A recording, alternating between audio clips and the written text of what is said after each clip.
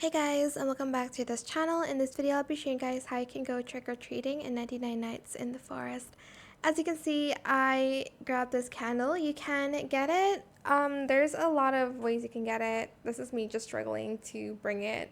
I didn't know you could put it in the sack, so don't blame me for that. But you can basically get it when the cult member drops it. Then you can bring the light to a haunted house, well, to one of the trick or treat houses, and you are going to light it up. Then at night, you will go trick or treating. You can only go trick or treating at night. Sometimes you'll get a treat, you'll get candies from this or an item. As you can see, I got candies and a ray gun. You can get items from it too, but if you get tricked, you can turn into a frog. You can for instance, get like a pumpkin on your head or something like that.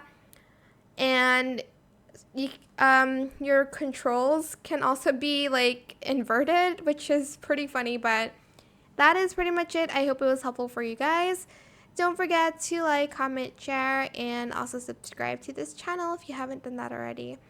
If you have any more questions about this video, just leave it in the comment section down below. I'll try my best to answer them all for you guys. And if you found this video helpful, please click the thanks button as well. That is it. Thank you so much for watching. Bye.